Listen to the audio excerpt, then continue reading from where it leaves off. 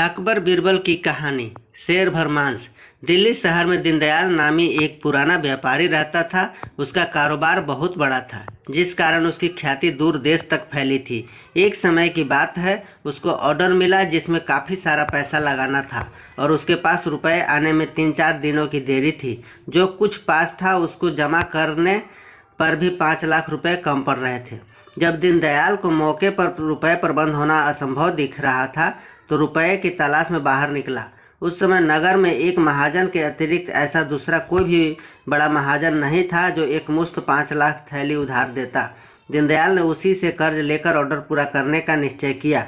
वह साहूकार बड़ा महाजन बड़ा धूर्त और चालाक था, परंतु लाचार कोई दूसरी सूरत न पड़ने पर दीनदयाल को उसके द्वार पर कर्ज लेने के लिए जाना पड़ा। दीनदयाल ने उस महाजन से 12 दिन की अवधि पर 5 लाख रुपए कर्ज मांगा। उसे विश्वास था कि उपरोक्त समय के अंदर उसके पास बहुत सा रुपया आ जाएगा। उधर महाजन भी एक व्यापारी था जो दीनदयाल को नष्ट करने की चेष्टा में लगा रहता था।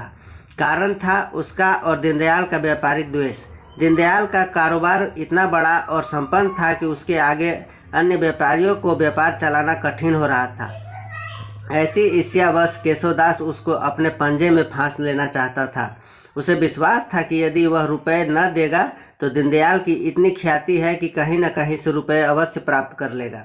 शुभ अवसर आया देख उसने अपनी दुष्ट प्रकृति अनुसार एक तरकीब खूब सोच विचार कर निकाली और दीनदयाल से बोला, महाशय जी, आज आप कर्ज लेने के विचार से पहले पहल मेरे द्वार पर आए हैं, अतः मैं इतने अल्प समय के लिए रुपयों का सूद लेना उचित नहीं समझता, परंतु इसके साथ आपको भी मेरी एक शर्त माननी पड़ेगी। यदि आप 1 हफ्ते में मेरे रुपए वापस न कर देंगे तो मैं अपने हाथ से आपके शरीर के किसी भी भाग से एक सेर मांस काट कर निकाल लूँगा। दीनदयाल ने रुपया लौटाने का पहले से ही इतना थोड़ा समय रखा था कि उसके अंतर्गत उसका लौटाया जाना कठिन था। अब तो मारवाड़ी ने 3 दिन की अवधि और कम कर दी, परंतु कोई दूसरी सूरत न देख दीनदयाल को लाचार होकर मारवाड़ी के शर्तनामे पर हस्ताक्षर कर रुपए लेने पड़े। घर पहुंचकर उन रुपयों से उसने ऑर्डर की रकम अदा कर दी। लेनदान रुपए पाकर लौट गए और ईश्वर की कृपा से उसकी धाक जस की तस बनी रही। दीनदयाल को किसी कार्य विशेष के कारण एक दूसरे नगर को जाना पड़ा। जब लौटकर घर आया तो उसको मारवाड़ी के रुपए चुकाने की बात याद आई। इसने अल्प कर्ज देने के समय तक उसके पास पैसे जमा नहीं हुए, लेकिन फिर भी इधर उधर से संग्रह कर सूद के सहित रुपए का उसके पास गया। मारवाड़ी तो एक सेर मांस का भूखा था, वैसे भी वो दीनदयाल को अपने रास्ते से हटाना चाहता था। इधर शर्तनामे की तिथि भी बीत चुकी थी, इसलिए महाजन रुपया लेने से साफ इनकार कर दिया और शर्तनामे के अनुसार उससे 1 सेर मांस मांगा। दीनदयाल बाहर जाकर अस्वस्थ हो गया था। अब मांस देने की चिंता से और भी बीमार हो गया। बीमारी के बहाने से टाल मटोल में 2-3 दिन का समय और निकल गया। जब महाजन ने देखा कि इस प्रकार काम बनना कठिन है तो वह शर्तनामे को लेकर अदालत पहुंच गया। दीनदयाल को अदालत का नोटिस आया। वह लाचार होकर बीमारी की हालत में पालकी में बैठकर न्यायालय में उपस्थित हुआ। मुकदमा पेश हुआ। काजी ने दीनदयाल से पूछा, क्या इस शर्तनामे के मुताबिक तुमने इस मारवाड़ी से 1 हफ्ते की मुद्दत पर 5 लाख रुपए उधार लिए हैं? शर्तनामे में लिखा है कि यदि निर्धारित समय के अंतर्गत रुपए न चुका सकोगे तो मारवाड़ी की इच्छा अनुसार तुम्हें अपने शरीर के किसी भाग का 1 सेर मांस देना पड़ेगा। वह इतना विख्यात व्यापारी होकर झूठ नहीं कहना चाहता था, इसलिए बोला, साहब, शर्तनामे की बात सही है। उस समय तुम मुझे से और मारवाड़ी से ऐसी ही शर्तें तय थी, परंतु इस समय मैं सूद के इसका रुपया अदा करने को प्रस्तुत हूँ, परंतु यह रुपया लेने से इनकार कर मेरे से 1 सेर मांस मांगता है। सरकार इस पर भली भांति विचार कर उचित न्याय करे। साहूकार और दीनदयाल के अंतर्गत तय पाई शर्त को सुनकर काजी बोला, इसका न्याय अब हमारे बूते का नहीं है। न्याय तो तुम्हारा शर्तनामा ही कर रहा है। मैं हुक्म देता हूँ कि यह मारवाड़ी इसी समय आपके शरीर का 1 सेर मांस अपनी इच्छा अनुसार काट कर ले लेवे। दीनदयाल के रहे सहे होश हवास भी जाते रहे। बड़ा चिंतित हुआ। अंत में कुछ सोच समझकर काजी से बोला, मैं इस मामले को बादशाह के पास ले जाऊंगा। काजी को लाचार होकर उसकी अर्जी मंजूर करनी पड़ी। उस समय मारवाड़ी 1 महीने की मुद्दत देकर काजी ने अपना काम समाप्त किया। दीनदयाल दूसरे दिन बादशाह के दरबार में जा पहुंचा और बादशाह को अदब से सलाम कर एक तरफ लगे आसन लगाकर बैठ गया। उस समय बादशाह अपने फौज का प्रबंध कर रहे थे। जब वह काम शेष हो गया तो उनकी दृष्टि दीनदयाल पर पड़ी। उसका चेहरा उतरा हुआ देखकर बादशाह ने उसके उदासी का कारण पूछा। दीनदयाल अपने और मारवाड़ी के बीच जो कुछ मामला चल रहा था बादशाह को कहकर समझाया। यह एक नवीन घटना थी। सुनकर बादशाह दंग हो गया। वह उस सौदागर को भली भांति जानता था। वह दिल्ली नगर का बहुत प्राचीन व्यापारी था। उसने अनेक अवसरों पर अपना तन मन धन लगाकर सरकारी सहायता की थी, जिस कारण बादशाह को उसकी दशा पर बड़ी दया आई और उसकी रक्षा का भार स्वयं अपने सिर लिया। तत्क्षण साहूकार को घर जाने की आज्ञा देकर आप दीवान खाने में पहुँचे। बीरबल स्वागत के लिए अपने आसन से उठ खड़ा हुआ और बादशाह उसकी बगल में एक कुर्सी पर जा बैठे। दोनों में अंतर्गत गोष्ठी होने लगी। बादशाह बीरबल को दीनदयाल का सारा कच्चा चिट्ठा सुना कर बोला, बीरबल, इस साहूकार का न्याय ऐसी युक्ति से करो जिसमें उसकी जान बचे और अन्याय भी न हो।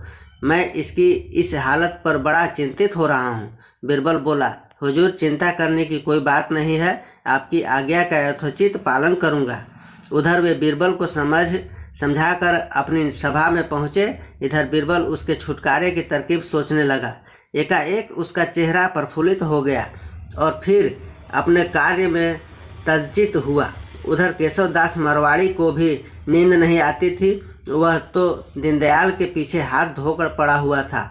5-6 दिनों की मोहलत देखकर फिर बादशाह की अदालत में दावा दायर किया। शर्त के मुताबिक अदालत दीनदयाल से उसके शरीर का एक सेर मांस दिलवा दे।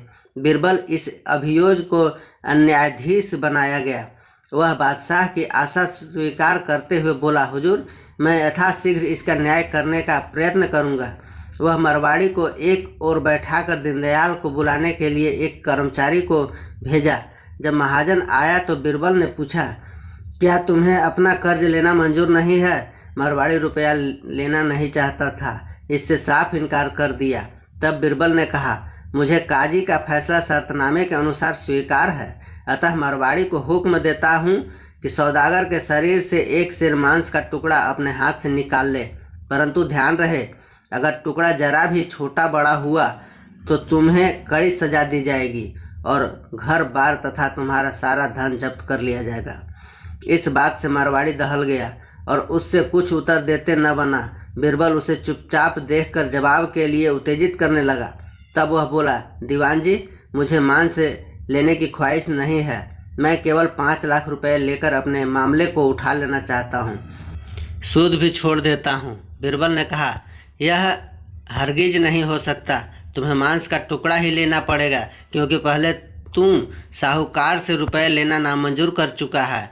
यदि तुम शर्तनामे के अनुसार मांस न लेगा तो राजता भंग करने के अपराध में तुझे 7 लाख रुपए जुर्माने के और देने पड़ेंगे। इस बार खूब सोच समझ कर उत्तर दो, दोनों बातों में किसे मंजूर करते हो और किसे नामंजूर? मारवाड़ी गर्दन नीची करके बोला, दीवान जी, मुझे कुछ भी नहीं चाहिए। बीरबल ने कहा, जो तू अब कुछ भी नहीं लेना चाहता तो तुझे पहले ही राजाज्ञा न मानने के अपराध में 7 लाख रुपए दंड देने पड़ेंगे, और दूसरा अपराध यह है कि तूने दीनदयाल को कष्ट पहुंचाने की नीयत से उसके शरीर का मांस काट लेने की शर्त कराई थी। इस कारण 4 साल की सजा और भुगतनी पड़ेगी। मारवाड़ी का होश ठिकाने न रहा। राजदूतों ने बीरबल की आज्ञा से महाजन को पकड़ लिया और उसी क्षण जेल खाने में बंद कर दिया। महाजन के घर वालों से 7 लाख रुपए वसूल किए गए। बीरबल के इस न्याय को सुनकर बादशाह बहुत प्रसन्न हुआ और बीरबल के बुद्धिमानी को प्रशंसा की। चूँकि दीनदयाल नेक नियति कर पहले ही उसके पास रुपए भेज दिया था, इसलिए उसकी दुकान की प्रतिष्ठा रखने के लिए बादशाह ने उसको पारितोषिक देकर विदा किया। जो रुपए मारवाड़ी से दंड में लिए गए थे वह बीरबल को मिले। दोस्तों, आपको उम्मीद करता हूँ आपको अकबर बीरबल की कहानी शेर भर मांस अच्छी लगी होगी। कृपया कमेंट के माध्यम से अवश्य बताएं। आपके किसी भी प्रश्न एवं सुझावों का स्वागत है। कृपया शेयर करें। धन्यवाद।